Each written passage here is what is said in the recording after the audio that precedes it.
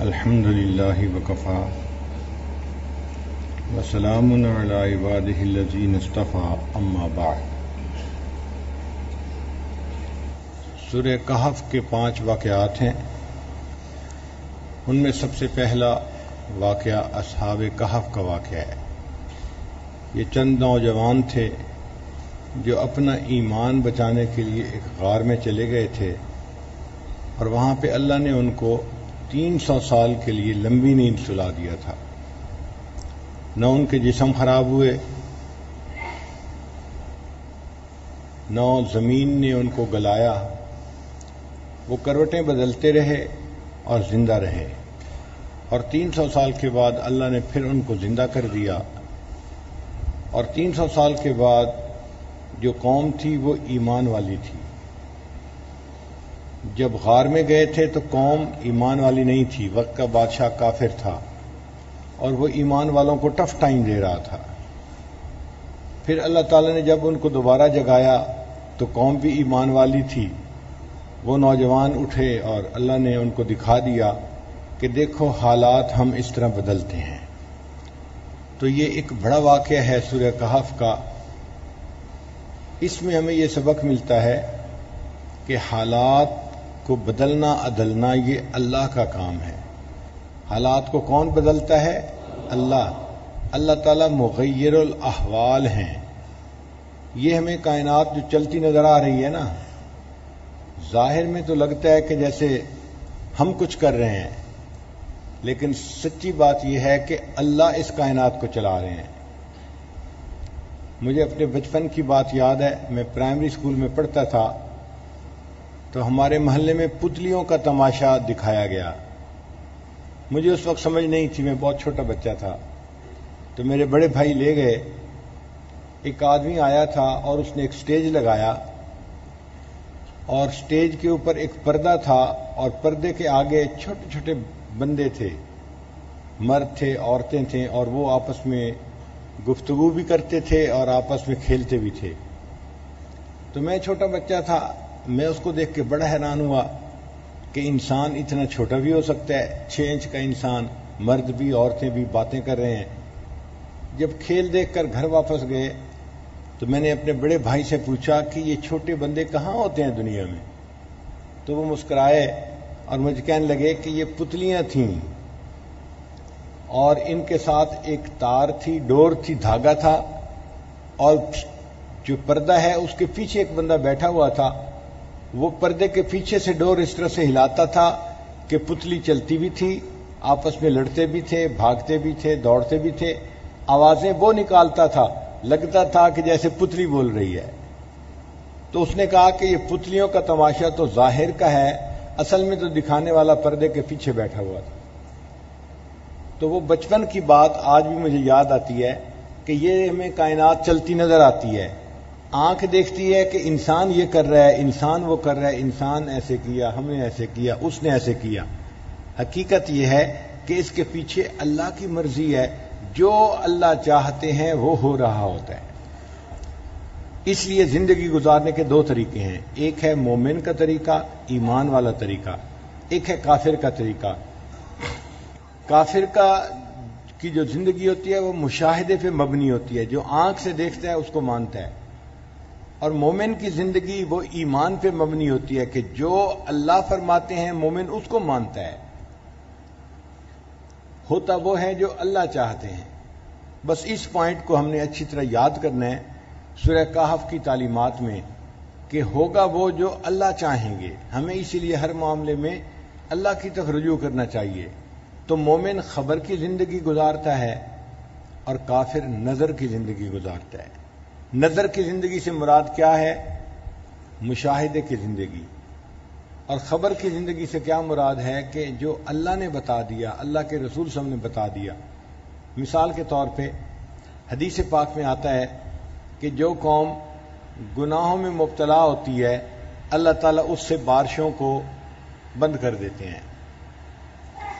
اب یہ ہے خبر کی اطلاع، اللہ نے ایک بتا دیا، نبی علیہ السلام نے بتا دیا کہ جو قوم گناہوں میں مبتلا ہو جاتی ہے اللہ ان سے بارشوں کو روک لیتے ہیں۔ اب بارشیں زیادہ ہوں اس کے لیے ہمیں استغفار کرنا چاہیے، یہ سچی بات ہے، اور موسم ایسا اور موسم ویسا، اور اس وجہ سے بارش نہ ہو سکی، اس وجہ سے بارش نہ ہو سکی، یہ جو ہمارا مشاہدہ ہے نا، یہ نظر کی زندگی ہے۔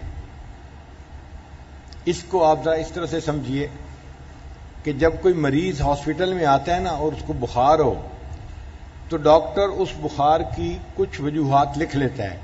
اس مریض کو بخار تھا اور اس بخار کی ایک وجہ انفیکشن بھی ہو سکتی ہے، ایک وجہ ملیریا بھی ہو سکتا ہے، ایک وجہ نمونیا بھی ہو سکتا ہے، ایک وجہ وائرس بھی ہو سکتا ہے، تو مختلف ریزنز ہو سکتی ہیں۔ یہ جو پروبیبل ریزن ہے نا، ان کو کہتے ہیں ڈفرینشیل ریزنز۔ تو ڈاکٹر لکھتا ہے کہ اس مریض کو بخار تھا اور اس کی ڈفرینشیل ریزنز یہ ہیں، وہ 4-5 لکھ دیتا ہے۔ پھر اس کے بعد اس کا بلڈ ٹیسٹ کے لیے لیبارٹری بھیجتا ہے، اور لیبارٹری والے ٹیسٹ کے بعد کنفرم کرتے ہیں کہ یہ ملیریا تھا یا انفیکشن کی وجہ سے تھا۔ وہ جو فائنل ریزن کا پتہ چلتا ہے نا ٹیسٹ کے بعد، اس کو کہتے ہیں ڈیفینیٹ ریزن۔ یہ ڈیفینیٹ ریزن ہے، اس کی وجہ سے بخار ہوا۔ تو ایک ڈفرینشیل ریزن ہوتی ہے اور ایک ڈیفینیٹ ریزن ہوتی ہے۔ ہم جو نظر سے دیکھتے ہیں نا سارا کچھ، یہ ڈفرینشیل ریزنز ہیں، ہو بھی سکتی ہیں نہیں بھی ہو سکتی، لیکن اللہ نے جو بتا دیا یا نبی علیہ السلام نے جو بتا دیا حدیث مبارکہ میں، وہ جو ریزن ہوتی ہے وہ ڈیفینیٹ ریزن ہوتی ہے۔ چنانچہ قرآن پاک میں فرمایا گیا کہ جو قوم استغفار زیادہ کرتی ہے اللہ ان کو بارشیں عطا فرماتا ہے۔ تو یہ ریزن کون سی ہوئی؟ ڈیفینیٹ ریزن ہوئی، پکی بات ہے۔ جو قوم استغفار کرے گی اللہ اس کو زیادہ بارشیں عطا فرمائیں گے۔ حدیث مبارکہ میں ہے جو قوم بدکاری میں مبتلا ہو جاتی ہے ان قوم میں نئی نئی بیماریاں پیدا ہو جاتی ہیں جو کبھی سنی بھی نہیں ہوں گی۔ آپ دیکھیں کہ جن قوموں میں آج حیا کی کمی ہے اور بدکاری زیادہ ہے، وہاں پر عجیب و غریب نئی نئی بیماریاں آ رہی ہیں۔ ہمارے بڑوں نے کبھی ان کا نام بھی نہیں سنا تھا۔ آپ یہ بتائیں کہ یہ جو ٹینشن کا لفظ ہے یہ اردو کا ہے یا انگریزی کا ہے؟ انگریزی کا ہے، اردو میں لفظ ہی نہیں تھا۔ اینگزائٹی کا لفظ انگریزی کا ہے یا اردو کا ہے؟ ہماری اردو میں الفاظ اس لیے نہیں کہ ہمارے اسلاف کی زندگی میں یہ کیفیتیں ہوتی نہیں تھیں، انہوں نے اس کے لیے لفظ ہی نہیں بنایا۔ یہ تو غیروں کی زندگی کی کیفیات تھیں، اور آزاد زندگی گزارنے کی وجہ سے، گناہوں کی زندگی گزارنے کی وجہ سے وہ کیفیات ہمارے اندر بھی آ گئیں، اور ہمیں بھی ان کی زبان کے لفظ اپنی زبان میں استعمال کرنے پڑ گئے۔ آج جس کو دیکھو اسی کو ٹینشن ہو رہی ہے، بھئی یہ کیا مصیبت ہے؟ تو یہ چیز گناہوں کی وجہ سے ہوتی ہے۔ تو اس کا مطلب یہ ہوا کہ ہمیں اللہ پر ایمان کو مضبوط رکھنا چاہیے اور کام وہ کرنا چاہیے جو اللہ نے ہمیں حکم فرمایا ہے۔ آنکھ جو بھی دیکھ رہی ہو وہ غلط ہو سکتا ہے، لیکن اللہ نے جو کہہ دیا، رسول اللہ صلی اللہ علیہ وسلم نے جو فرما دیا، وہ غلط نہیں ہو سکتا، وہ ہمیشہ سچا ثابت ہوگا۔ اس کو کہتے ہیں یقین محکم اور ایمان کامل۔ ہر مومن کے دل میں یہ یقین پکا ہونا چاہیے۔ چنانچہ وہ نوجوان جانتے تھے کہ ہم ایمان کو بچانے کے لیے جو ہے وہ ہمارے لیے ایمان بچانا مشکل ہو گیا ہے۔ اب ایمان کیسے بچے گا؟ اللہ ہی بچائیں گے۔ تو اللہ کی طرف رجوع کرنے کے لیے وہ شہر سے اپنے گھروں کو چھوڑ کر پہاڑوں کے اندر غار میں چلے گئے، اور پھر اللہ نے ان کے ایمان کی حفاظت کر کے دکھا دی نا۔ اسی طرح ہم اللہ یقین رکھیں گے، اللہ تعالی ہمارے حالات کو سنوار دیں گے۔ اب اس کو تھوڑا اور اچھی طرح سمجھ لیجئے، جو کہ معاملہ ہے اہم۔ ایمان پکا ہونا چاہیے بندے کا۔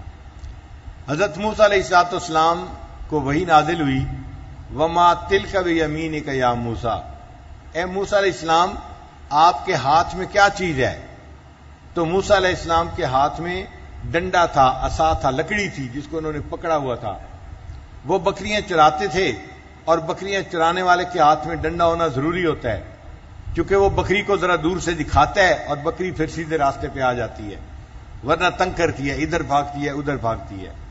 تو جب اللہ نے پوچھا اے میرے پیارے موسیٰ علیہ السلام آپ کے ہاتھ میں کیا ہے؟ قال ہی عصای، موسیٰ علیہ السلام نے جواب دیا اللہ یہ میرے ہاتھ میں لاٹھی ہے، عصا ہے، اتوکأ علیہا، میں اس پر ٹیک لگاتا ہوں، وَأَهُشُّ بِهَا عَلَى غَنَمِي، اور اپنی بکریوں کو اس سے ہانکتا ہوں، وَلِيَ فِيهَا مَآرِبُ أُخْرَى، میرے لیے اور بھی اس میں بڑے بینیفٹ ہیں، مجھے اس سے بڑا فائدہ ہے۔ یعنی موسیٰ علیہ السلام نے کہا کہ یہ لکڑی ہے جو بکریاں چرانے والے بندے کو فائدہ پہنچاتی ہے، اس کو فائدے کی چیز بتایا۔ اللہ نے فرما دیا کہ القھا یا موسیٰ، اے موسیٰ علیہ السلام اس لکڑی کو زمین پر پھینک دو۔ اب حضرت موسیٰ علیہ السلام نے جب عصا کو زمین کے اوپر پھینکا فَإِذَا هِيَ حَيَّةٌ تَسْعَىٰ، وہ تو بڑا سانپ بن گیا۔ تسعا کہتے ہیں بھاگنے والے کو، اور حیہ کہتے ہیں پائتھن کو، بڑا اژدہا بن گیا۔ فَأَوْجَسَ فِي نَفْسِهِ خِیفَةً موسیٰ، حضرت موسیٰ علیہ السلام تو اژدہا کو دیکھ کے ڈر گئے، یہ فطرت ہے انسان کی۔ جب اچانک انہوں نے اژدہا کو دیکھا تو گھبرا گئے۔ اللہ نے فرمایا لا تخف، ڈرو نہیں، خذھا، اس کو پکڑ لیجئے، سنعیدھا سیرتھا الاولیٰ، ہم اس کو دوبارہ پہلے والی سیرت میں لوٹا دیں گے۔ تو موسیٰ علیہ السلام نے جب اژدہا کو پکڑا تو وہ پھر عصا بن گیا۔ اب یہ جو لاٹھی سے اژدہا بنا اور اژدہا سے پھر لاٹھی بنی، اس کا مقصد کوئی موسیٰ علیہ السلام کو شو دکھانا نہیں تھا، بلکہ موسیٰ علیہ السلام کو ایک سبق پڑھانا تھا کہ اے میرے پیارے پیغمبر علیہ الصلوۃ والسلام، تم جس چیز کو فائدے کی چیز بتا رہے تھے، ہمارے حکم سے تم نے اس کو زمین پہ ڈالا تو وہ نقصان دینے والی چیز سانپ بن گئی، اور جس کو نقصان دینے والی چیز سمجھ رہے تھے اور آپ دور بھاگ رہے تھے، ہمارے حکم سے جب آپ نے اس کو پکڑا تو وہ پھر لاٹھی فائدے والی چیز بن گئی۔ تو نفع اور نقصان یہ چیزوں میں نہیں ہوتا، نفع اور نقصان ہم چیزوں میں خود ڈال دیتے ہیں۔ ہم چاہیں تو اس کو نفع کی چیز بنا دیتے ہیں، ہم چاہیں تو اس کو نقصان کی چیز بنا دیتے ہیں۔ جیسے گلاس ہوتا ہے نا، اس کے اندر دودھ ڈالیں تو یہ ہماری مرضی، پانی ڈالیں تو یہ ہماری مرضی، شربت ڈالیں تو یہ ہماری مرضی۔ تو گلاس کے اندر چیز کو ڈالنا کس کی مرضی ہوتی ہے؟ بندے کی مرضی ہوتی ہے۔ اسی طرح حالات میں نفع ڈالنا کس کے اختیار میں ہے؟ اللہ کے۔ حالات میں نقصان ڈالنا کس کے اختیار میں ہے؟ اللہ کے۔ تو ہمیں اللہ پہ نظر رکھنی چاہیے۔ حالات کو صرف دیکھ کے انسان اگر فیصلے کر لے گا تو غلط قدم اٹھا لے گا۔ یہ بات اچھی طرح سمجھ آ گئی؟ مغیر الاحوال کون ہے؟ اللہ تعالیٰ ہے۔ اچھا، اب اس کی اور آگے اپلیکیشن بھی سن لیجئے۔ حضرت موسیٰ علیہ السلام یہ معجزہ لے کر فرعون کے پاس آئے اس کو دین کی طرف بلانے کے لیے۔ تو فرعون نے ان سے پوچھا آپ نے نبوت کا دعویٰ کیا ہے، آپ کی نبوت کی دلیل کیا ہے؟ انہوں نے عصا کو زمین پہ ڈال کے دکھایا اور وہ اژدہا بن گیا۔ تو فرعون بھی ڈر گیا۔ اب بجائے اس کے کہ وہ ایمان لاتا، فرعون کے جو حواری تھے انہوں نے اس کو کہا کہ دیکھو یہ بندہ جادوگر ہے اور یہ جادو کے زور پہ آپ سے بادشاہت لینا چاہتا ہے، تو آپ اس بندے سے اپنے جادوگروں کا مقابلہ کروائیں۔ تو فرعون کو بات سمجھ میں آ گئی، اس نے کہا ٹھیک ہے، میں اپنے ملک کے جادوگروں کو بلاتا ہوں اور میں آپ سے ان کا مقابلہ کرواتا ہوں۔ لہذا فرعون نے اپنے ملک کے جادوگروں کو بلا لیا۔ اب بہت سارے جادوگر آ گئے۔ جب مقابلہ شروع ہوا تو فرعون اس مقابلے کو خود دیکھ رہا تھا۔ پہلے جادوگروں نے اپنی رسیاں ڈالیں، ان کی رسیاں جو تھیں وہ چھوٹے چھوٹے سانپ بن گئیں۔ اب حضرت موسیٰ علیہ السلام کھڑے ہیں اور ان کے چاروں طرف سانپ چل رہے ہیں۔ اب آپ ذرا غور کریں کہ بندہ کھڑا ہو اور چاروں طرف سانپ چل رہے ہوں تو کتنی پریشانی کی بات ہے، کتنے خوف کی بات ہے۔ حضرت موسیٰ علیہ السلام ان سانپوں کو دیکھ کے حیران ہو گئے۔ اب اگر وہ اپنی عقل سے سوچتے کہ مجھے کیا کرنا چاہیے، تو عقل کہتی ہے کہ موسیٰ علیہ السلام آپ کے ہاتھ میں عصا ہے اور یہ چھوٹے چھوٹے سانپ آپ کے ارد گرد ہیں، آپ عصا کو مضبوطی سے پکڑ کے رکھیں، جو سانپ قریب آئے اس سانپ کے سر پہ لاٹھی ماریں تاکہ وہ سانپ مر جائے۔ آپ کے بچنے کی یہی ایک ہی صورت ہے اور کوئی صورت نہیں ہے۔ موسیٰ علیہ السلام چونکہ پیغمبر تھے، انہوں نے اللہ سے پوچھا اللہ مجھے کیا کرنا چاہیے؟ اللہ کا حکم آ گیا الق عصاک، اے میرے موسیٰ علیہ السلام اپنے عصا کو زمین پہ ڈال دیجئے۔ اب عقل چیختی ہے، عقل چلاتی ہے کہ اللہ کے بندے لاٹھی تو تمہارے ہاتھ میں ہے، لاٹھی بھی زمین پہ پھینک دو گے پھر تو تمہارے بچنے کی کوئی صورت پاسبل ہی نہیں ہے۔ مگر موسیٰ علیہ السلام نے وہ نہیں کیا جو عقل کہتی تھی، بلکہ وہ کیا جو اللہ کا حکم کہتا تھا۔ جب انہوں نے ایسا ڈالا تو وہ اژدہا بن گیا، اور اس اژدہا نے ان چھوٹے چھوٹے تمام سانپوں کو کھا لیا، اور اللہ نے موسیٰ علیہ السلام کو کامیاب فرما دیا۔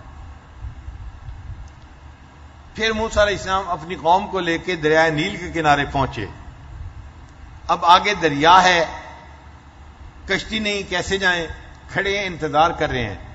اتنے میں پیچھے سے فرعون اپنی پوری فوج کو لے کے آ گیا۔ اب موسیٰ علیہ السلام کے جو ساتھی تھے وہ گھبرا گئے کہ حضرت اب تو ہم سینڈوچ بن گئے، آگے دریا ہے، جا نہیں سکتے، پیچھے انسانوں کا دریا ہے، پیچھے بھی نہیں جا سکتے، اب تو ہم پھنس گئے۔ قال موسیٰ علیہ السلام نے اس وقت کہا ان معی ربی سیہدین، میرے ساتھ میرا رب ہے، وہ ضرور میری رہنمائی فرمائے گا۔ موسیٰ علیہ السلام کا یقین کامل تھا، پکا تھا، وہ دیکھ بھی رہے تھے آگے دریا ہے اور پیچھے انسانوں کا دریا ہے، ہم نہ آگے جا سکتے ہیں نہ پیچھے جا سکتے ہیں، نہ جائے ماندن نہ پائے رفتن، پھنس گئے، کیا کریں؟ مگر وہ سمجھتے تھے کہ اللہ میرے ساتھ ہے، اللہ رہنمائی فرما دے گا۔ چنانچہ ایسے وقت میں اللہ تعالیٰ سے موسیٰ علیہ السلام نے رجوع کیا، اللہ کیا کروں؟ اللہ نے حکم فرمایا ان اضرب بعصاک البحر، میرے پیارے موسیٰ علیہ السلام اس پانی پر عصا ماریے۔ اب دریا کے پانی پہ آپ لاٹھی ماریں تو کیا ہوتا ہے؟ عقل کہتی ہے کچھ بھی نہیں ہوتا، عقل کہتی ہے یہ کیا کام کر رہے ہو بے فائدہ قسم کا، بھئی پانی پہ لاٹھی مارو گے کیا ہوگا؟ اگر تم نے مارنی ہے تو لاٹھی کو مضبوطی سے پکڑو، جب پیچھے والی فوج قریب آ جائے تو یہ لاٹھی فرعون کے سر پہ مارنا، پھر کچھ ہوگا، اس سے پہلے کچھ نہیں ہوتا۔ عقل کہتی ہے پانی پہ مارنے سے کچھ نہیں ہوتا، اور خبر کہتی ہے کہ پانی پہ لاٹھی مارو۔ موسیٰ علیہ السلام چونکہ اللہ کے پیغمبر تھے، انہوں نے پانی پہ لاٹھی ماری۔ اللہ فرماتے ہیں کہ ہم نے دریا کے اندر 12 راستے بنا دیے، اور موسیٰ علیہ السلام کے پاس 12 قبیلے تھے، ہر قبیلہ ایک راستے سے دریا پار کر کے چلا گیا، اور موسیٰ علیہ السلام کامیاب ہو گئے۔ جب فرعون پہنچا اس نے کہا بھی راستے تو بنے ہی ہوئے ہیں، چلو میں بھی چلتا ہوں۔ اس نے بھی اپنی فوج کو دریا میں داخلے کے لیے حکم دے دیا۔ جب پوری فوج دریا میں داخل ہو گئی تو دریا کا پانی مل گیا، اور پوری فوج فرعون سمیت پانی کے اندر غرق ہو گئی۔ تو اللہ تعالیٰ نے موسیٰ علیہ السلام کو کامیاب کر کے دکھا دیا۔ پھر ایک تیسرا واقعہ پیش آیا۔ موسیٰ علیہ السلام اپنی قوم کو لے کے وادی تیہ میں پہنچے۔ یہ ایک وادی تھی جو ایک کھلا میدان تھا بہت بڑا، اور اس قوم کو اللہ نے یہاں پر کئی سال رکھنا تھا، وہاں پانی نہیں تھا۔ چنانچہ قوم کے لوگوں نے موسیٰ علیہ السلام سے کہا کہ حضرت یہاں تو پینے کو پانی نہیں، جینے کو پانی نہیں، ہم کیسے یہاں رہیں گے؟ اب جب ایک آدمی کو بتایا جائے کہ جی یہاں پانی نہیں ہے تو وہ سوچے تو دماغ کہتا ہے کہ تمہارے پاس لاٹھی ہے، تم لاٹھی سے گڑھا کھودو، مگر خیال رکھنا کہ لاٹھی ٹوٹنے نہ پائے۔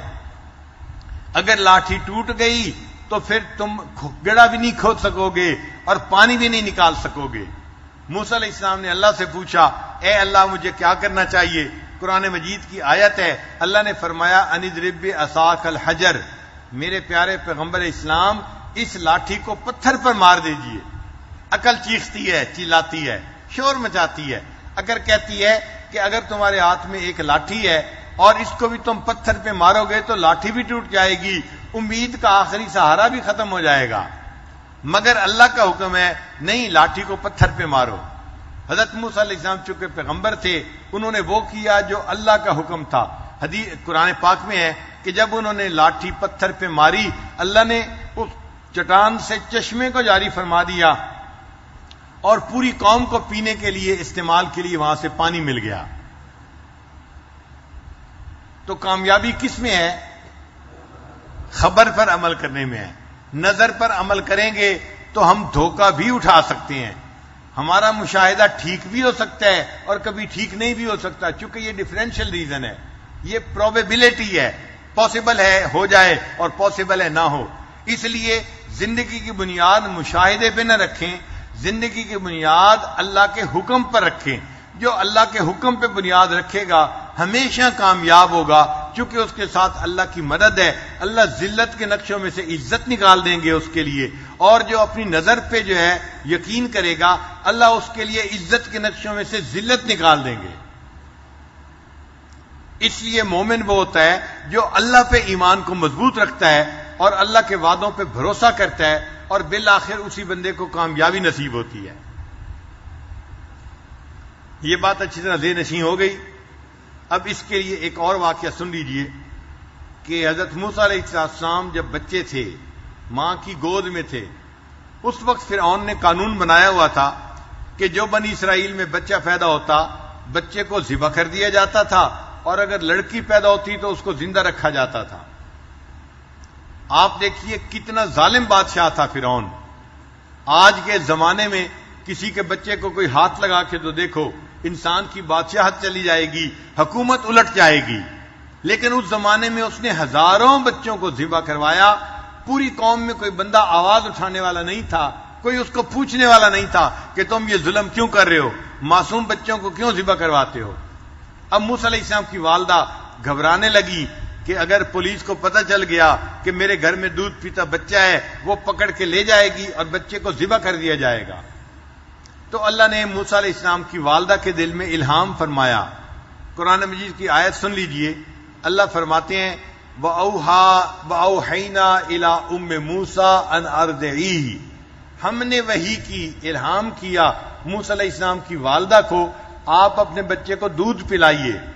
فَإِذَا خِفْتِ عَلَيْهِ، اور اگر آپ کو ڈر لگے کہ بچے کو پولیس پکڑ کے لے جائے گی، فَأَلْقِيهِ فِي الْيَمِّ، آپ اس بچے کو دریا میں ڈال دیجئے۔ فَلْيُلْقِهِ الْيَمُّ بِالسَّاحِلِ، پھر دریا سے یہ بچہ ساحل پر جائے گا۔ يَأْخُذْهُ عَدُوٌّ لِّي وَعَدُوٌّ اللَّهِ، اور اس بچے کو وہ بندہ پکڑے گا جو بچے کا بھی دشمن ہے، اللہ فرماتے ہیں میرا بھی دشمن ہے، یعنی فرعون۔ مگر اللہ فرماتے ہیں وَلَا تَخَافِي وَلَا تَحْزَنِي، تم ڈرنا بھی نہیں گھبرانا بھی نہیں، اِنَّا رَادُوهُ إِلَيْكَ، ہم اس بچے کو تمہارے پاس واپس لوٹائیں گے، وَجَاعِلُوهُ مِنَ الْمُرْسَلِينَ، اور ہم نے اس بچے کو رسولوں میں سے بنانا ہے۔ تو اللہ نے موسیٰ علیہ السلام کی والدہ کو یہ پیغام دیا، اور آزاد ہے، اور ماں بچے کے معاملے میں بڑی ٹچی ہوتی ہے، اس لیے بڑی غمزدہ بھی تھی کہ میں بچے کو دریا میں کیسے ڈالوں۔ عقل کہتی ہے یا اللہ اگر آپ بچے کو بچانا چاہتے ہیں، میں بچے کو چھت کے اوپر جا کے لٹا آتی ہوں، کوئی پولیس والا چھت پہ جا ہی نہیں، اگر چھت پہ نہیں تو میں کسی غار میں لٹا آتی ہوں، پولیس والا غار میں جا ہی نہ سکے۔ مگر اللہ تعالیٰ بندے کے مشاہدے کو توڑوانا چاہتے ہیں کہ تم مشاہدے کو توڑو تب میری مدد آئے گی۔ اللہ نے فرمایا اس کو دریا میں ڈالو۔ اب موسیٰ علیہ السلام کی والدہ نے بچے کو ایک بکسے میں ڈالا اور بکسے کو دریا میں ڈال دیا۔ اب دیکھیں بکسے میں اگر بچہ ہو تو بکسے کو واٹر پروف ہونا چاہیے کہ پانی اندر نہ جا سکے، اگر اس کے اندر پانی چلا جائے تو بچہ ڈوب کے مرے گا۔ اب اس کو اگر واٹر پروف بنائیں تو وہ ایئر ٹائٹ بھی بن جائے گا۔ عقل کہتی ہے تیرا بچہ ہرگز نہیں بچتا، تو اگر بکسے کو واٹر پروف بنائے گی تو بکسے میں ہوا نہیں جائے گی، تیرا بچہ سانس گھٹ کے مر جائے گا، اور اگر اس میں سوراخ رکھے گی ہوا کے لیے تو دریا میں ڈال رہی ہو اس میں سے پانی جائے گا اور تیرا بچہ ڈوب کے مر جائے گا۔ تو دونوں صورتوں میں تیرا بچہ زندہ نہیں بچتا۔ لیکن ماں کو اللہ کے وعدے پہ بھروسہ تھا کہ میرے اللہ نے فرمایا ہے مجھے وہ کرنا ہے جو اللہ چاہتے ہیں۔ اس نے بچے کو بکسے میں ڈالا اور بکسے کو پانی کے اندر پھینک دیا۔ ماں گھر واپس آ گئی۔ اب جو بکسا تھا وہ پانی کے اندر تیرتا تیرتا تیرتا دریا میں جا رہا ہے۔ اللہ کی شان دیکھیں، شام کا وقت تھا اور فرعون اپنی بیوی کے ساتھ دریا کے کنارے چہل قدمی کے لیے آیا ہوا تھا۔ اب وہ جو چہل قدمی کر رہا تھا تو تفاسیر میں لکھا ہوا ہے 800 نوکر اس کے ارد گرد پہلا دے رہے تھے اور خدمت کے لیے موجود تھے۔ 800 بندے بادشاہ سلامت کے ارد گرد تھے، یہ اس کا پروٹوکول تھا اس زمانے کا۔ اب بادشاہ دریا کے کنارے ہے اور وہ جو ارد گرد محافظ تھے انہوں نے دیکھا کہ دریا میں ایک بکسا آ رہا ہے، تو ان میں سے ایک بندہ جو تھا وہ دریا کے اندر گیا اور بکسے کو اٹھا کے لایا۔ اب جب بکسے کو اٹھا کے لایا تو فرعون کی بیوی بھی پاس تھی. اس نے کہا اچھا بکسے کو کھولو, اس میں کیا ہے؟ اللہ فرماتے ہیں وَأَلْقَيْتُ عَلَيْكَ مَحَبَّةً مِّنِّي, اے میرے پیارے موسیٰ علیہ السلام, ہم نے آپ کے چہرے پر محبت کی تجلی ڈال دی تھی. اللہ تعالیٰ نے موسیٰ علیہ السلام کو اتنی خوبصورتی دی تھی, جو ان کے چہرے کو دیکھتا تھا وہ محبت میں گرفتار ہو جاتا تھا. بچے تو ویسے ہی خوبصورت ہوتے ہیں, پیارے ہوتے ہیں, معصوم ہوتے ہیں, اور اگر اللہ ان پر خوبصورتی کی تجلی ڈال دے پھر تو نور علی نور کی مانند ہو گیا نا. اب جب بکسے کو کھولا گیا تو ایک بچہ ہے جو اس بکسے کے اندر لیٹا ہوا ہے, چھوٹا بیبی ہے, انفینٹ ہے جو لیٹا ہوا ہے. اب فرعون کی بیوی نے جب دیکھا اتنا خوبصورت اور چھوٹا بیٹا, کہنے لگی لا تقتلوہ, اس بچے کو قتل نہیں کرنا, عسیٰ ان ینفعنا او نتخذہ ولدا, ہمیں یہ بچہ فائدہ دے گا, ہم اس بچے کو اپنا بیٹا بنائیں گے. فرعون کا اپنا بیٹا نہیں تھا, تو جب بیوی نے کہہ دیا ہم اس کو بیٹا بنائیں گے تو فرعون نے بیوی کی بات کو مان لیا, دھوکہ کھا گیا. اس کے دل میں یہ بات آئی کہ جب اس بچے کو میں اپنے گھر میں پالوں گا, اپنا بیٹا بنا لوں گا, یہ مجھ سے تاج و تخت کیوں چھینے گا, یہ میرا دشمن کیوں بنے گا, اس لیے میں اس کو اپنا جو ہے وہ بیٹا بنا لیتا ہوں. اس نے پھر بچے کو قتل کرنے کا حکم واپس لے لیا. ٹھیک ہے جی, اس بچے کو ہم جو ہے نا وہ قتل نہیں کریں گے. سبحان اللہ, ہزاروں بچوں کو قتل کرنے والا بادشاہ ایک بچے کو آنکھوں سے دیکھتا ہے اور پھر کہتا ہے کہ جی ٹھیک ہے اس کو قتل نہیں کرنا.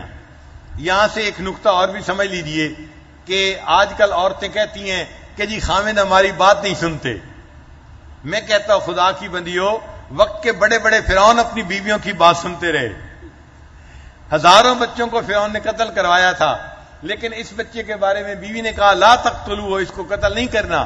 یہ ہوم گورنمنٹ اتنی مضبوط ہوتی ہے کہ جب یہ آرڈر ایشو کر دیتی ہے تو وقت کے بڑے بڑے فرعون بھی اس پر لبیک کہہ دیتے ہیں. تو بادشاہ نے کہا ٹھیک ہے اس کو قتل نہیں کرتے. لو جی, اس کو بیٹا بنا لیا گیا. اب اس بیٹے کو فرعون اور اس کی بیوی اپنے محل میں لے کے آئے.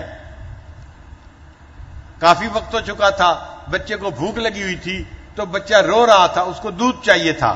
اس زمانے میں یہ فیڈر کی مائیں نہیں ہوتی تھی, آج کل تو پلاسٹک کے فیڈر ہے نا, آپ اس میں دودھ بنائیں اور بچے کو پلائیں. اس زمانے میں یہ فیڈر کی مائیں نہیں ہوتی تھی, عورتیں خود فیڈ کرتی تھی بچے کو دودھ. اب بچہ جب رو رہا ہے, فرعون نے حکم جاری کیا کسی عورت کو بلایا جائے جو میرے بچے کو دودھ پلائے. اللہ قرآن مجید میں فرماتے ہیں وَحَرَّمْنَا عَلَيْهِ الْمَرَاضِعَ مِنْ قَبْلِ, اے میرے پیارے موسیٰ علیہ السلام, ہم نے آپ کے اوپر عورتوں کے دودھ کو حرام کر دیا تھا. اب جو عورت آتی ہے بچے کو دودھ فیڈ کرنا چاہتی ہے, بچہ دودھ نہیں پیتا, روتا رہتا ہے. اب عورتیں بھی پریشان ہیں, یہ کسی عورت کا دودھ ہی نہیں ایکسپٹ کر رہا اور روتا ہے. فرعون بھی پریشان کہ بچہ رو کیوں رہا ہے, دودھ پی لیتا چپ ہو جاتا تو آسانی ہو جاتی. چنانچہ پوری رات فرعون عورتوں کو بلواتا رہا جو دودھ پلانے والی تھیں, جن کے گھروں میں بچے تھے وہ آئیں اور میرے بچے کو بھی دودھ پلائیں. بچے نے کسی عورت کا دودھ نہیں قبول کیا. صبح کا وقت ہو گیا. اللہ تعالیٰ قرآن مجید میں فرماتے ہیں کہ وَأَصْبَحَ فُؤَادُ أُمِّ مُوسَىٰ فَارِغًا, موسیٰ علیہ السلام کی والدہ نے بڑی غمزدہ حالت میں صبح کی, ساری رات پریشان تھی. ماں تھی نا, اس کے دل میں یہ خیال تھا پتہ نہیں میرا بیٹا زندہ ہوگا یا پانی میں ڈوب چکا ہوگا, مجھے کیا پتا کیا حال ہے اس کا. ان قادت لتبدی بہی لولا اربتنا علی قلبہا, اللہ فرماتے ہیں اگر ہم اس عورت کے دل پر گرا نہ دیتے وہ رو پڑتی اور لوگوں کو پتہ چل جاتا کہ وہ جو بچہ ہے نا وہ اس کا بیٹا ہے. ہم نے اس کے دل کو گرا دیے رکھی کہ تم نے رونا نہیں ہے, تو وہ مضبوط دل کر کے کہ ٹھیک رہی اور وہ روئی نہیں. جب صبح ہو گئی اس کو اطلاع ملی کہ فرعون نے بچے کو پکڑ لیا ہے اور بچے کو دودھ پلانا چاہتا ہے, مگر بچہ کسی جو ہے وہ عورت کا دودھ قبول نہیں کر رہا. تو فرعون, تو موسیٰ علیہ السلام کی ایک بہن تھی, کوئی 6-7 سال کی بچی ہوگی. ماں نے اسے کہا بیٹی تم فرعون کے محل میں جاؤ اور ذرا اپنے بھائی کی خبر لا کے مجھے بتاؤ بھائی کس حال میں ہے. وہ چھوٹی بچی بھاگتی گئی فرعون کے محل کے اندر. اس نے وہاں عجیب منظر دیکھا, بچہ رو رہا ہے, عورتیں دودھ پلانا چاہتی ہیں, بچہ دودھ نہیں پیتا, اور فرعون بھی پریشان, فرعون کی بیوی بھی پریشان. تو جب اس نے یہ منظر دیکھا تو اس بچی نے فرعون کو کہا ہل ادلکم علی اہل بیت یکفلونہ لکم وہم لہ ناصحون، میں تمہیں ایسے گھر والوں کے بارے میں بتاؤں کہ جو اس بچے کو دودھ پلائیں گے اور اس کے لیے بڑے جو ہے وہ خیر خواہی کا عمل کرنے والے ہوں گے۔ جب اس نے فرعون سے یہ ڈائریکٹ کوسچن پوچھا تو فرعون کو بات کھٹکی کہ یہ لڑکی کیوں کہہ رہی ہے۔ اس نے اس کے بال پکڑ کے پوچھا تم کیوں کہہ رہی ہے کہ وہ بڑے اس کے خیر خواہ ہوں گے، وہ بھی موسیٰ علیہ السلام کی بہن تھی۔ اس نے جواب دیا جناب ہم آپ کی رعایا ہیں، ہم اس بچے کی خیر خواہی نہیں کریں گے تو کون کرے گا؟ فرعون کہنے لگا اچھا ٹھیک ہے، جاؤ تم جس عورت کو بلانا چاہتی ہو بلا کے لاؤ۔ چنانچہ وہ لڑکی بھاگتی ہوئی آئی، امی امی چلیں، بھائی کسی کا دودھ نہیں پی رہا، آپ چلیں اس کو دودھ پلائیں۔ اب موسیٰ علیہ السلام کی والدہ محل میں آئی اور اس نے آ کے جیسے بچے کو گود میں لیا اور اس کو دودھ فیڈ کرنا شروع کیا تو بچے نے ماں کا دودھ پینا شروع کر دیا۔ فرعون کو اطلاع ملی جناب بچے نے ایک عورت کا دودھ پینا شروع کر دیا ہے۔ فرعون پوری رات کا تھکا ہوا تھا، خدائی کا دعویٰ کرنے والا، حال دیکھو، ایک رات جاگ کے حالت خراب ہو گئی تھی۔ کہنے لگا اچھا بچے نے دودھ پینا شروع کر دیا، میں تو اب جا کے ذرا سو رہا ہوں، آرام کر رہا ہوں، جب دوپہر میں اٹھوں گا نا پھر اس عورت سے بات کروں گا، میرے اٹھنے تک عورت کو گھر سے جانے نہ دینا۔ فرعون کمرے میں جا کے سو گیا اور موسیٰ علیہ السلام کی والدہ اپنے بچے کو گود میں لے کے کھلاتی رہی۔ اب دوپہر کا وقت ہو گیا تو موسیٰ علیہ السلام کی والدہ چاہتی تھی میں اپنے گھر واپس جاؤں اور محل والے اس کو واپس آنے نہیں دے رہے تھے۔ اب وہ پھنس گئی، نہ کہاں جائے، گھر جانے نہیں دیتے، وہاں اس کو پکڑ کے رکھا ہوا ہے۔ چنانچہ فرعون صاحب اٹھے اور وہ باہر آئے۔ اب ان کو کہا گیا جناب یہ عورت تو یہاں ٹکتی نہیں، کہتی ہے میں نے گھر واپس جانا ہے۔ فرعون نے کہا اس عورت کو، موسیٰ علیہ السلام کی والدہ کو، میں محل میں تمہیں بہترین جگہ رہائش کی دوں گا، کھانے کی آسانی ہوگی، نوکر چاکر ہوں گے، ہر سہولت میسر ہوگی، تم میرے بیٹے کو یہاں رہ کے دودھ پلاؤ، بس تمہارا کام یہ ہے۔ اس نے کہا جناب اپنا گھونسلہ اپنا کچا ہو یا پکا، مجھے تو اپنا گھر ہی اچھا لگتا ہے، میں تو اپنے گھر واپس جا رہی ہوں، مجھے نہیں پرواہ بچے کو دودھ کوئی پلاتا ہے یا نہیں پلاتا۔ جب وہ جانے لگی تو فرعون کہنے لگا اچھا اب یہ لوگ عقل مند تو ہوتے ہیں نا، جو بادشاہ ہوتے ہیں، حاکم ہوتے ہیں، تو فرعون نے عقل دوڑائی، عقل نے کہا یہ گھر جا رہی ہے نا تو بچے کو اس کے ساتھ اسی کے گھر بھیج دو، یہ وہیں پہ دودھ پلایا کرے، بچے کی پرورش تو ہو جائے گی۔ چنانچہ فرعون نے اسے کہا کہ اچھا تم گھر جا رہی ہو، میں تمہارا راستہ نہیں روکتا، تم بچے کو اپنے ساتھ گھر لے جاؤ، اس کو وہیں پہ دودھ پلاؤ اور میں تمہاری مہینے کی تنخواہ تمہارے گھر بھجوا دیا کروں گا۔ اللہ فرماتے ہیں کہ فرددناہ الی امہ، ہم نے اس بچے کو اس کی ماں کے پاس واپس لوٹا دیا، کئی تقر عینھا، تاکہ ماں کی آنکھیں ٹھنڈی ہوں، والے تعلم، اور وہ جان لے ان وعد اللہ حق، کہ اللہ کے وعدے ہمیشہ سچے ہوتے ہیں، ولکن اکثرہم لا یعلمون، اور اکثر لوگ اس بات کو نہیں جانتے۔ تو دیکھیں اللہ نے موسیٰ علیہ السلام کو والدہ کے پاس واپس پہنچا کے دکھا دیا، ہاتھ بھی فرعون کے لگا تھا اور اللہ نے محفوظ کر کے پھر والدہ کے ہاتھ میں واپس پہنچا دیا۔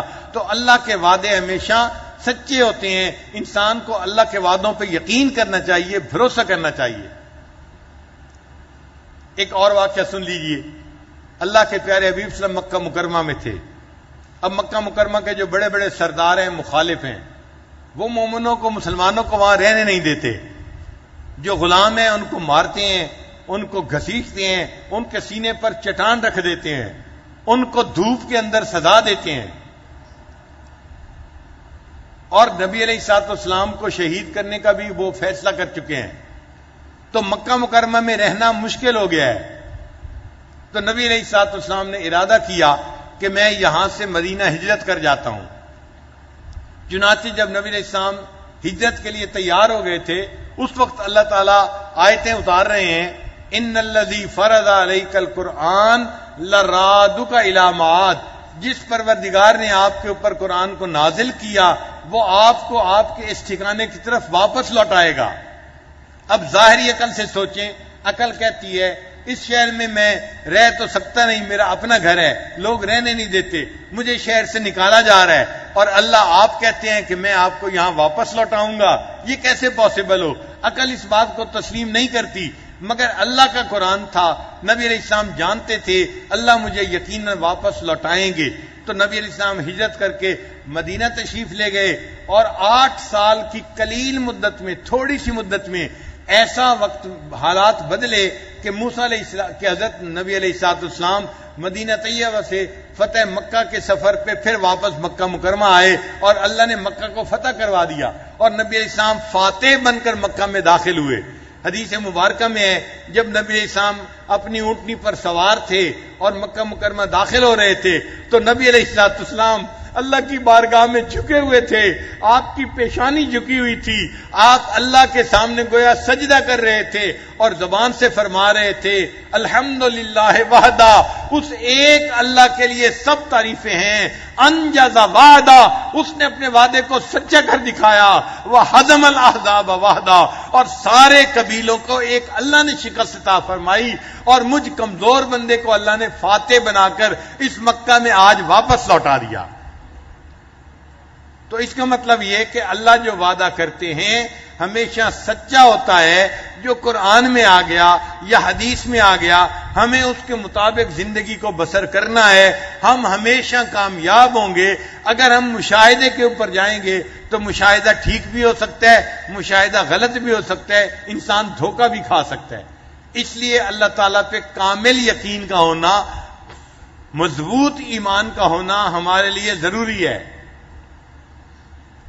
یہ بات سمجھ میں آ گئی؟ تو سورہ کہف کے قصوں میں سے پہلا قصہ ہمیں کیا سکھاتا ہے بتائیے ذرا؟ کہ ہمیں اللہ کی ذات پہ اپنے ایمان کو مضبوط کرنا چاہیے اور شریعت کے مطابق زندگی گزارنی چاہیے. ہم کامیاب ہوں گے. اور اگر ہم شریعت کی خلاف ورزی کریں گے، اگر ہم گناہوں کے راستے کے اختیار کریں گے، ظاہر میں کامیابی نظر بھی آئے گی تو بھی ناکامی ہوگی کیونکہ ہم اللہ کے حکم کے خلاف کر رہے ہوں گے. یہ بات سمجھ آ گئی نا؟ ہمارے اکابر اس یقین کو سیکھا کرتے تھے اور اس یقین کو جو ہے مضبوط کیا کرتے تھے. صحابہ کرام کا یقین اللہ کی ذات پہ بڑا مضبوط تھا. حضرت خالد بن ولید رضی اللہ تعالیٰ عنہ حضرت عمر لانو کے زمانے میں امیر لشکر تھے، یعنی کمانڈر ان چیف تھے فوج کے، خالد بن ولید لانو. اور اللہ کی شان، وہ جہاں جاتے تھے، جس محاذ پہ جاتے تھے ان کو کامیابی ہوتی تھی، جس محاذ پہ جاتے تھے کامیابی ہوتی تھی. ایک دن حضرت عمر لانو نے ایک لیٹر لکھا اور لیٹر میں یہ لکھا کہ خالد بن ولید، ایک بندے کو میں یہ خط دے کے بھیج رہا ہوں، جب یہ خط آپ کے ہاتھ میں پہنچے تو آپ کمانڈر ان چیف کے عہدے سے معزول کر دیے گئے، آپ کو میں نے اس عہدے سے ہٹا دیا اور جس بندے کو میں نے بھیجا ہے اس بندے کو میں نے کمانڈر ان چیف بنا دیا. اب خالد بن ولید جانو فتوحات کرنے والے ایسے عظیم صحابی حیران ہیں. ایک بندہ آیا، جی امیر المومنین کا یہ پیغام ہے، انہوں نے یہ لیٹر دیا ہے اور اس پہ آفس آرڈر تھا کہ آپ کو کمانڈر ان چیف کے عہدے سے معزول کیا جاتا ہے اور آنے والا جو بندہ ہے یہ کمانڈر ان چیف ہوگا. اور آپ کے لیے 2 آپشنز ہیں. اگر آپ ایک عام سپاہی بن کے لڑنا چاہتے ہیں آپ وہاں لڑیں، وہاں رہیں اور وہیں پہ لڑیں، اور اگر آپ واپس آنا چاہتے ہیں تو میرے پاس مدینہ منورہ میں آپ واپس آ جائیں، چونکہ آپ کمانڈر ان چیف معزول ہو رہے ہیں، میرے پاس آ کے زندگی گزاریں. خالد بن ولید کو وہ لیٹر ملا، انہوں نے فیصلہ کر لیا کہ جی ٹھیک ہے، آنے والا بندہ کمانڈر ان چیف یہ ہے. انہوں نے اپنے پورے اختیارات اس کو دے دیے اور اس کو فوج کا کمانڈر ان چیف بنا دیا اور اپنے بارے میں فیصلہ کیا کہ میں ایک عام سپاہی بن کر یہیں رہوں گا اور اللہ کے راستے میں لڑائی کروں گا، جہاد کروں گا. یہ اسلامی تاریخ کا بڑا عجیب و غریب واقعہ ہے.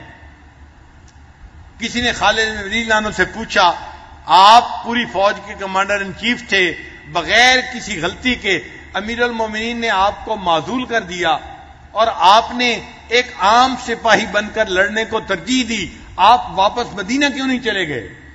انہوں نے کہا اس لیے کہ میں کمانڈر ان چیف بن کے جس اللہ کو راضی کرنے کے لیے لڑ رہا تھا، جب میں عام سپاہی بن کر لڑا تب بھی اسی اللہ کو راضی کرنے کے لیے لڑ رہا تھا.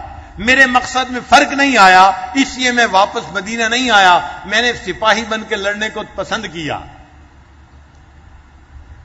کسی نے حضرت عمر رضی اللہ عنہ سے پوچھا امیر المومنین آپ نے فوج کو اتنے بڑے کمانڈر ان چیف سے محروم کر دیا تو آپ نے امت کا فائدہ نہیں کیا. تو عمر رضی اللہ عنہ نے جواب دیا کہ میں نے امت کا فائدہ کیا ہے، امت کا نقصان نہیں کیا. حضرت کیسے اتنا کیپیبل کمانڈر ان چیف تھا، جہاں جاتا تھا فتح ہوتی تھی، ان میں تدبر تھا، بہادری تھی، بڑے حوصلے والے تھے، وقت کے مناسب بڑے اچھے ڈیسیژن لیتے تھے، آپ نے ان کو کیوں معزول کر دیا؟ عمر رضی اللہ عنہ نے جواب دیا اصل وجہ یہ تھی عمر کے خالد بن ولید جہاں جاتے تھے اللہ ان کو فتح عطا فرماتے تھے، اور لوگوں کے ذہن میں یہ بات آ رہی تھی خالد جہاں قدم اٹھائے گا ہمیشہ فتح پائے گا.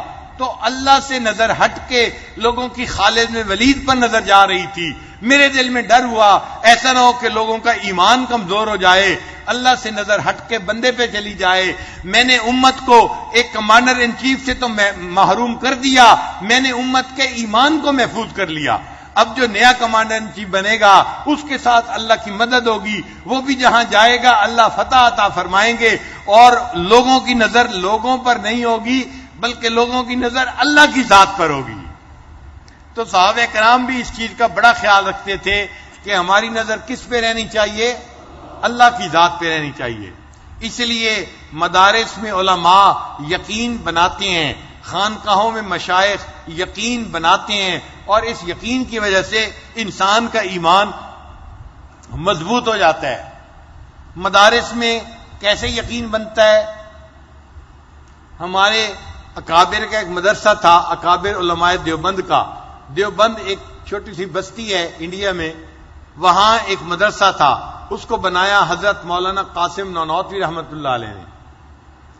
اچھا آج ہم مدرسے بناتے ہیں نا تو ہماری حالت یہ ہے ہم اللہ سے دعائیں مانگتے ہیں، اے اللہ مدرسے چلنے کے لیے کوئی مستقل آمدنی کا ذریعہ ہو جائے تاکہ یہ جو ہر وقت کی ٹینشن ہے نا یہ ختم ہو جائے اور ہم تنخواہیں دے سکیں بچوں کے لیے، ہم جو ہے وہ کھانے کا انتظام کر سکیں، یہ ہر وقت کی ذہنی جو ٹینشن ہے اس سے نجات دے دے. اے اللہ مدرسے کے لیے کوئی مستقل آمدنی کا ذریعہ بنا دے. پھر ہم اپنی کھیتی باڑی کرتے ہیں، محنت مزدوری کرتے ہیں، اور اپنے مدرسوں کو ہم اپنی مدد آپ کے تحت چلاتے ہیں، یا بعض جگہوں پہ لوگ چندہ کرتے ہیں اور مدرسوں کو چلاتے ہیں. ہماری حالت یہ ہے. حضرت مولانا قاسم نانوتوی رحمۃ اللہ نے مدرسہ بنایا، انہوں نے مدرسے کے اصول بنائے 8. کتنے اصول بنائے؟ 8 اصول بنائے. اس کو حصول ہشتگانہ کہتے ہیں، فارسی میں 8 کو ہشت کہتے ہیں. تو اصول ہشتگانہ بنائے کہ ان اصولوں کے مطابق مدرسہ چلے گا. ان اصول ہشتگانہ میں ایک اصول انہوں نے یہ بنایا کہ اگر کوئی دارالعلوم کے لیے مستقل آمدنی کا کوئی ذریعہ دے گا تو ہم اس ذریعے کو کبھی قبول نہیں کریں گے. لوگ ہوتے ہیں نا، میں جی 1 مربع زمین وقف کرتا ہوں مدرسے کے لیے، میں فلاں پلازا وقف کرتا ہوں، اس کا کرایہ مدرسے کے جو ہے نا خرچے خراجات میں کام آئے گا، میں یہ کرتا ہوں، میں وہ کرتا ہوں. تو انہوں نے اصول بنایا کہ اگر کوئی بندہ مستقل آمدنی کا کوئی ذریعہ مدرسے کے لیے وقف کرے گا اس کو قبول ہی نہیں کیا جائے گا. لوگوں نے پوچھا حضرت آپ نے یہ اصول کیوں بنایا؟ فرمایا اس لیے اگر ہم اس ذریعے کو قبول کر لیں گے ہماری نگاہیں اس ذریعے پر چلی جائیں گی، اللہ کی مدد ختم ہو جائے گی. میں نہیں چاہتا کوئی مستقل آمدنی کا ذریعہ ہو، ہماری توجہ ہر وقت اللہ کی طرف رہے تاکہ اللہ ہماری ضرورتوں کو خود پورا کرتا رہے. تو دیکھو ہمارے اکابر کا یقین اللہ کی ذات پہ کیسا تھا، اور خانقاہوں میں بھی یہی یقین سکھایا جاتا تھا. مردوں کے یقین تو خیر بڑے مضبوط ہوتے ہیں، عورتیں اس معاملے میں ذرا کمزور ہوتی ہیں، جلدی گھبرا جاتی ہیں. میں آپ کو ایک عورت کا واقعہ سناتا ہوں. اس کا نام تھا رابعہ بصری. کیا نام تھا؟ بصرہ کی رہنے والی تھی، اللہ کی ایک نیک بندی تھی. اس نے اپنے مشائخ سے ایمان سیکھا تھا، یقین سیکھا تھا. چنانچہ پھر وہ بڑی عمر جب ہو گئی تو خود بڑی نیک عورت تھی اور اس کے پاس لوگ دعائیں کروانے کے لیے آیا کرتے تھے. ایک دن ان کے ہاں کوئی 8-10 علماء دعا کروانے کے لیے آئے اور رات کا وقت ہو گیا، مغرب کا وقت ہو گیا. دروازہ کٹکھٹایا گیا. رابعہ بصریہ نے اپنی خادمہ سے کہا ذرا جا کے دیکھو دروازہ کس نے کھٹکھٹایا ہے. اس نے کہا جی کوئی بندہ کھانا لایا ہے. رابعہ نے کہا کہ اچھا گنو کتنی روٹیاں ہیں. اس نے جا کے گنی، کہنے لگی 9 روٹیاں ہیں. رابعہ بصریہ نے کہا یہ میری نہیں ہے، اس بندے کو کھانا کسی اور کو جا کے دے دے، یہ میرے لیے نہیں ہے. وہ بندہ واپس چلا گیا. اب گھر میں کچھ تھا بھی نہیں کہ پکا کے مہمانوں کو کھلائیں، تو خادمہ پریشان تھی کہ مہمان ہیں تو ان کو کھانا بھی تو کھلانا ہے، اور اس کھانا لانے والے کو رابعہ بصری نے واپس بھیج دیا. پھر 1 گھنٹے کے بعد دوبارہ ایک بندہ آیا، دروازہ کٹکھٹایا، خادمہ کو بھیجا جاؤ دیکھو کون ہے. اس نے کہا جی کوئی بندہ کھانا تحفے میں لے کے آیا ہے. اس نے کہا کہ اچھا روٹیاں گنو کتنی ہیں. کہنے لگی 9 روٹیاں ہیں. اس نے کہا کہ یہ کھانا میرا نہیں ہے، اس کو واپس چلا جائے. اب خادمہ بڑی پریشان کہ بھائی عشاء کا وقت ہو گیا، کھانا کھلانا ہے مہمانوں کو، کھانا ہم قبول کر لیتے، مہمانوں کو کھلا دیتے، بات مکمل ہو جاتی. لیکن رابعہ بھی عجیب ہے، کہتی ہے کہ واپس کر دو، یہ میرا کھانا نہیں ہے. اس نے خیر اس کھانے والے کو بھی نہ کر دی. اب اور دیر ہو گئی. اب مہمانوں کے سونے کا وقت قریب تھا تو مہمانوں کو کھانا کھلانا چاہیے تھا. کافی دیر کے بعد پھر دروازہ کھٹکھٹایا گیا. رابعہ نے خادمہ کو بھیجا جاؤ دیکھو کون ہے. اس نے کہا جی کھانا لے کے ایک بندہ آیا ہے. کہنے لگی روٹیاں گنو کتنی ہیں. کہنے لگی 9 روٹیاں ہیں. رابعہ نے کہا یہ میرا کھانا نہیں ہے، کسی اور کہے اس کو چلا جائے یہاں سے واپس. خادمہ نے ہاتھ جوڑے کہ رابعہ آپ کھانا بار بار واپس بھیج رہی ہیں، مہمان گھر میں بیٹھے ہیں، ان کو کھانا کیسے کھلائیں گے، اب تو سونے کا وقت ہونے کو ہے. رابعہ نے کہا میں نے تمہیں کہا ہے یہ میرا کھانا نہیں ہے، یہ کسی اور کا کھانا ہے. تو خادمہ نے پوچھا آپ کیسے فیصلہ کر رہی ہیں، یہ کسی اور کا کھانا ہے. رابعہ نے جواب دیا صبح میرے پاس گھر میں 1 روٹی موجود تھی، ایک سائل آیا تھا، اس نے اللہ کے نام پہ مانگا تھا، میں نے وہ پوری روٹی اٹھا کے اس سائل کو عطا فرما دی تھی. اللہ کا وعدہ ہے من جاء بالحسنۃ فلہ 10 امثالھا، جو بندہ میرے راستے میں 1 خرچ کرے گا میں 10 اس بندے کو واپس لوٹاؤں گا. میں نے 1 روٹی دی تھی، اب میرے پاس 10 روٹیاں آنی چاہیے. 9 کیوں ہیں؟ یہ کسی اور کی ہیں، میری نہیں ہے. جب رابعہ نے یہ کہا اس نے پاؤں پکڑ لیے. خادمہ کہنے لگی روٹیاں 10 ہی تھیں، 1 روٹی میں نے اپنے لیے رکھ لی تھی اور آپ کو 9 روٹیاں بتائی تھیں، ورنہ یہ 10 روٹیاں ہی لے کے آیا ہے. رابعہ نے کہا اگر 10 روٹیاں ہیں قبول کر لو، یہ میرا رزق ہے جو اللہ نے میرے لیے بھیجا ہے. دیکھو عورت ذات ہے مگر اس کو اللہ کے وعدے پہ کتنا پکا یقین ہے. ہمیں بھی اگر اللہ کے وعدوں پہ یہ پکا یقین ہو جائے، ہماری زندگی کامیاب ہو جائے، پریشانیوں سے ہماری جان چھوٹ جائے، اور اللہ تعالی ہمیں دنیا میں عزتوں کی اور سکون کی زندگی عطا فرمائے. لہذا ہم نے اس اعتکاف میں سورہ کہف کا ترجمہ تفسیر پڑھی ہے. ہم نے ذہن میں یہ بات بٹھانی ہے، ہم نے زندگی کس کے حکم کے مطابق گزارنی ہے؟ اللہ کے حکم کے مطابق گزارنی ہے. ہم نے اگر کبھی بھروسہ کرنا ہے تو کس پہ کرنا ہے؟ اللہ پہ بھروسہ کرنا ہے. اللہ سے بہتر بھروسہ ہم کہیں نہیں کر سکتے. نہ کہیں جہاں میں اما ملی، جو اما ملی تو کہاں ملی، نہ کہیں جہاں میں اما ملی، جو اما ملی تو کہاں ملی. میرے جرم خانہ خراب کو تیرے عفو بندہ نواز میں. اگر بندہ پریشان ہوتا ہے دنیا میں کہیں سکون نہیں ملتا، اگر ملتا ہے تو اللہ کے در پہ ملتا ہے. پریشانی کے عالم میں آپ لوگوں کے گھروں میں مت جائیں، لوگوں کے دفتروں میں مت جائیں، ان سے جا کے فریاد اور ریکویسٹ مت کریں. جب پریشانی ہو، بیماری ہو، مصیبت ہو، مصلی پہ وضو کر کے آ جائیں. یہ اللہ کا در ہے. 2 رکعت نفل پڑھ کے دامن اٹھا کے اللہ سے دعائیں مانگے، اللہ پریشانی بھی ختم کر دیں گے، مصیبت سے بھی محفوظ فرما دیں گے، اللہ مدد بھی فرما دیں گے، قرضوں سے بھی نجات عطا فرما دیں گے، اللہ ذلت کے نقشوں میں سے عزت نکال دیں گے، ناکامی کے نقشوں میں سے بندے کے لیے کامیابی عطا فرما دیں گے. ہمارا یقین جتنا اللہ پہ پختہ ہوگا اتنی ہماری زندگی کامیاب ہوگی. ہم نے سورہ کہف میں اصحاب کہف کے قصے سے یہ سبق سیکھا ہے. ہم انشاءاللہ اپنے دلوں میں مضبوط ایمان کو پیدا کریں گے اور اسی کے اوپر ہم اپنی پوری زندگی گزاریں گے. آپ دیکھیے ہماری فوج کے جو مختلف اصول ہیں ان میں یقین کامل یہ بھی ایک مستقل اصول ہے ان کا لکھا ہوا. آپس میں اتحاد بھی ہو اور یقین کامل بھی ہو، کیونکہ اس سے اللہ کی مدد اترتی ہے۔ یہ یقین کامل ہمارے اوپر آ گیا، اللہ ہمارے گھروں میں اپنی برکتیں عطا فرمائیں گے، اللہ ہمارے اس ملک کی حفاظت فرمائیں گے، اور اللہ ہمیں دنیا میں کامیابی عطا فرمائیں گے۔ دعا ہے اللہ ہمارے اس پیارے ملک کی حفاظت فرمائے، اس کو دشمنوں کی دشمنی سے محفوظ فرمائے، اور اس کو اللہ تعالیٰ دین کا قلعہ بنائے، اور ہمیں شریعت کے مطابق زندگی گزارنے کی توفیق عطا فرمائے۔ اور جو ہمارے ملک کے دشمن ہیں اندرونی یا بیرونی، اللہ ان کو ہدایت عطا فرمائے، اور جن کی قسمت میں ہدایت نہیں اللہ ان کو چن چن کے دفع دور فرمائے۔ وآخر دعوانا ان الحمد للہ رب العالمین۔ تھوڑی دیر کے لیے مراقبہ کر لیجئے، پھر دعا کرتے ہیں۔ آنکھوں کو بند کر لیجئے، سر کو جھکا لیجئے، دنیا اور جو کوئی دنیا میں ہے اس سے ہٹ کٹ کے اللہ کی یاد میں ڈوب جائیے۔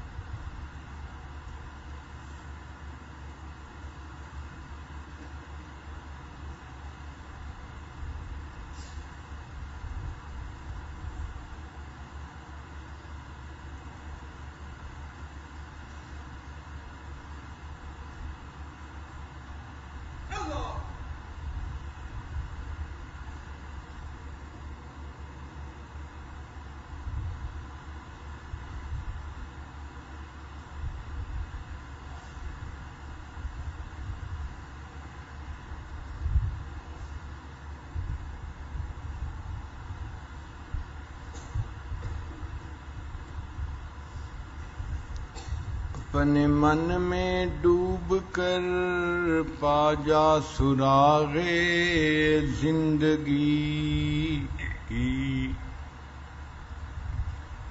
اپنے من میں ڈوب کر پا جا سراغ زندگی،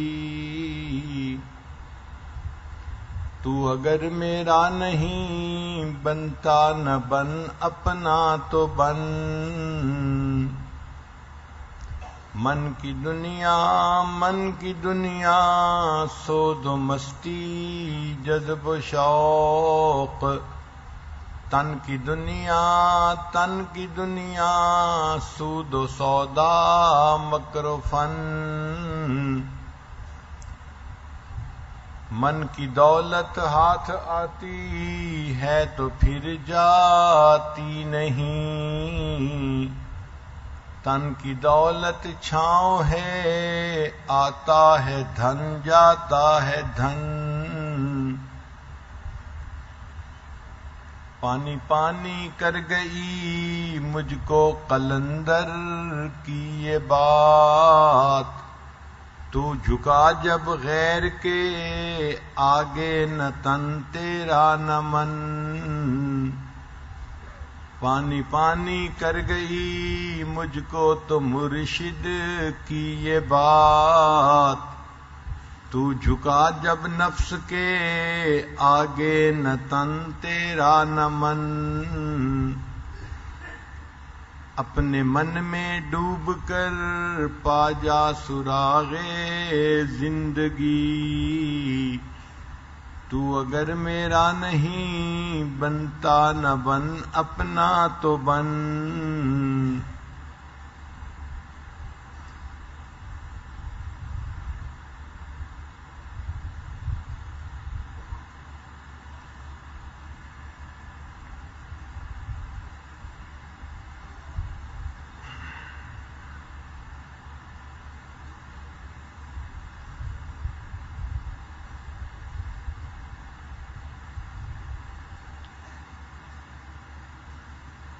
لا الہ الا اللہ محمد الرسول اللہ.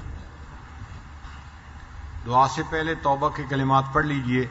رمضان مبارک کا وقت ہے، ہم اپنے سب گناہوں سے سچی پکی توبہ کر لیں تاکہ اللہ تعالی ہماری بخشش کا فیصلہ فرما دیں. الحمدللہ وکفا وسلام علی عبادہ الذین اصطفیٰ اما بعد. یہ کلمات سچے دل کے ساتھ پیچھے پیچھے پڑھتے جائیے. بسم اللہ الرحمن الرحیم. لا الہ الا اللہ محمد الرسول اللہ. آمنت باللہ وملائکتہ وکتبہ ورسلہ والیوم الآخر والقدر خیرہ وشرہ من اللہ تعالی والبعث بعد الموت. آمنت باللہ کما ہوا باسمائہ وصفاتہ وقبلت جمیع احکامہ اقرار باللسان وتصدیق بالقلب. اشہد ان لا الہ الا اللہ واشہد ان محمدً عبدہ ورسولہ. استغفر اللہ ربی من کل ذنب واتوب الیہ برحمتک یا ارحم الراحمین. ان کلمات کو پڑھنے سے آپ تو بتائے ہو چکے ہیں. رمضان مبارک کا بہت تھوڑا سا وقت رہ گیا. آج 27واں روزہ ہے. ہم نہیں جانتے 2 دن باقی ہیں یا 3 دن باقی ہیں، یہ اللہ جانتا ہے. بہرحال اس وقت سے فائدہ اٹھائیے اور خوب اللہ سے دعائیں کیجیے تاکہ اللہ تعالی ہماری مشکلات کو آسان بھی فرما دے اور اٹھنے سے پہلے اللہ ہمارے گناہوں کی بخشش فرما دے. حدیث پاک میں ہے کہ نبی علیہ الصلوۃ والسلام کے پاس جبریل علیہ السلام آئے اور انہوں نے بددعا کی، برباد ہو جائے وہ شخص جس نے رمضان کا مہینہ پایا اور اس نے اپنی بخشش نہ کروائی. اور نبی علیہ السلام نے ان کی دعا کو سن کے آمین کہہ دیا. اب اگر ہماری بخشش ہو گئی پھر تو ہمارے لیے عید بنے گی، اور اگر بخشش نہ ہوئی تو پھر ہمارے لیے عید نہیں ہوگی، وعید بنے گی. اس لیے یہ سیریس مسئلہ ہے. ہم نے رمضان میں اپنے گناہوں کو اللہ سے یقیناً معاف کروانا ہے. تو خوب اللہ سے دعائیں کیجئے، اللہ تعالیٰ ہماری غلطی کوتاہیوں کو معاف فرما دے.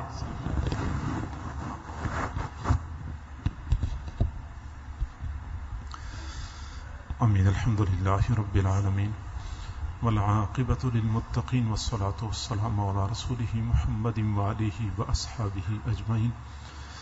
اللہم ربنا آتنا فی الدنیا حسنۃ وفی الآخرۃ حسنۃ وقنا عذاب النار. ربنا ظلمنا انفسنا وان لم تغفر لنا وترحمنا لنکونن من الخاسرین. ربنا لا تزغ قلوبنا بعد إذ هديتنا وهب لنا من لدنك رحمة إنك أنت الوهاب. اے کریم پروردگار، ہم تیرے عاجز و مسکین بندے ہیں، ہمارے حال پہ رحم فرما، ہمارے گناہوں کو معاف فرما، ہماری خطاؤں کو معاف فرما، ہمارے عیبوں کی پردہ پوشی فرما، ہمیں ذلت و رسوائی سے محفوظ فرما، در در کے دھکے کھانے سے محفوظ فرما، ہماری پریشانیوں کو ختم فرما، ہماری نیک تمناؤں کو پورا فرما. اے کریم آقا، ہمارے لیے نیک بننا مشکل ہے، تیرے لیے تو بنانا آسان ہے. اللہ ہمیں نیک بنا دیجئے، اللہ ہمیں نیک بنا دیجئے. اے اللہ، تیرے بنا بھی کیا جینا، تیرے تعلق کے بغیر بھی کوئی زندگی ہوتی ہے. ہمیں اپنا تعلق نصیب فرما۔ میرے اللہ کتنے دنوں سے تجھے منانے کے لیے تیرے در کے ساتھ چمٹے ہوئے ہیں، اللہ مزید تو ہم سے راضی ہو جا، راضی ہو جا اللہ، ناراضگی ختم فرما دیجئے۔ اے کریم پروردگار تیری کریمی کا واسطہ، اے رحیم پروردگار تیری رحیمی کا واسطہ، اے جواد پروردگار تیرے جود و سخا کا واسطہ۔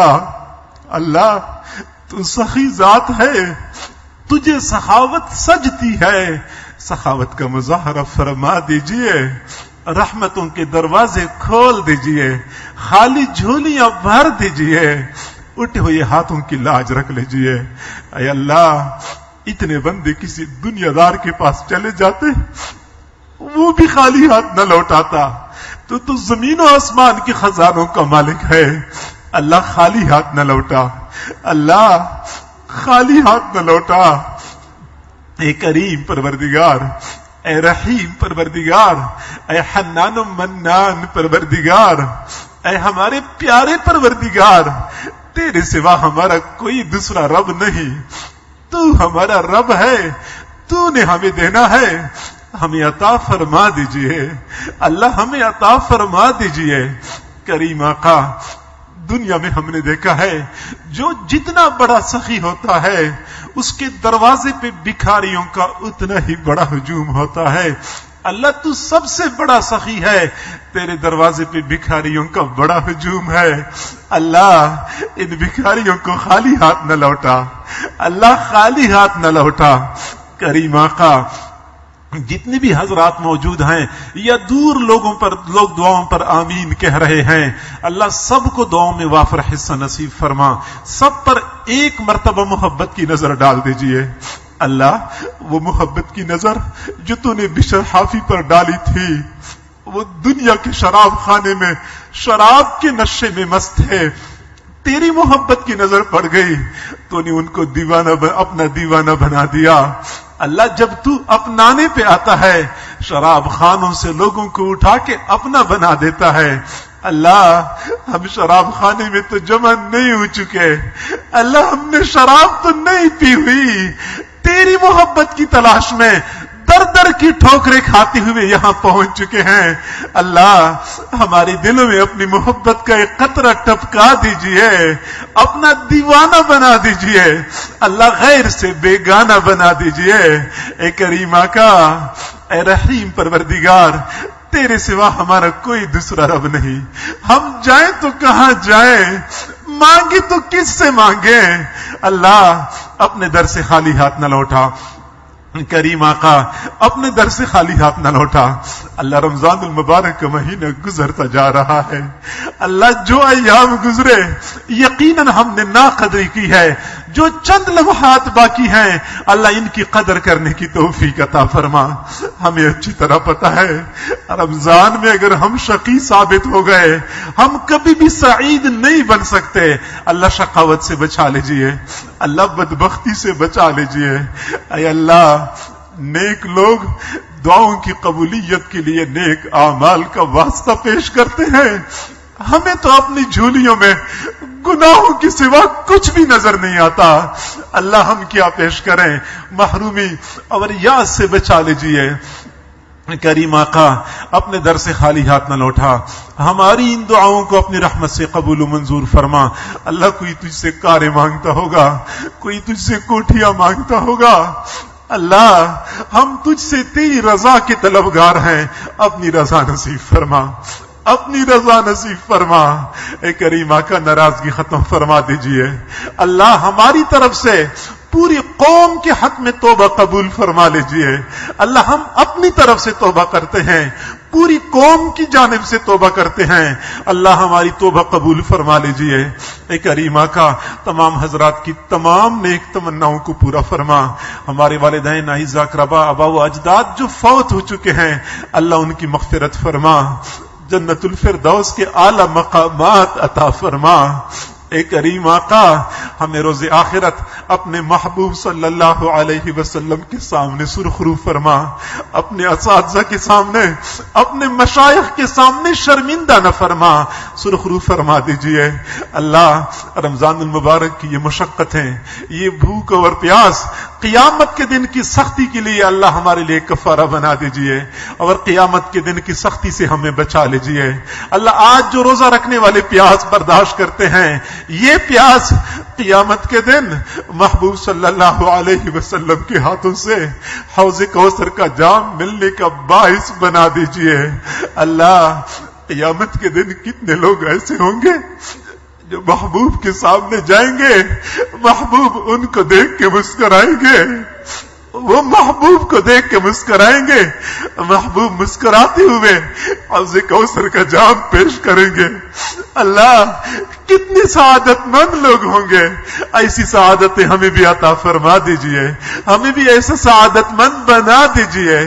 دنیا میں ہمیں بار بار اپنے محبوب کا دیدار نصیب فرما، خواب کی حالت میں دیدار نصیب فرما، حرمین شریفین کی زیارت بار بار نصیب فرما، ہماری اس پیارے ملک کی حفاظت فرما۔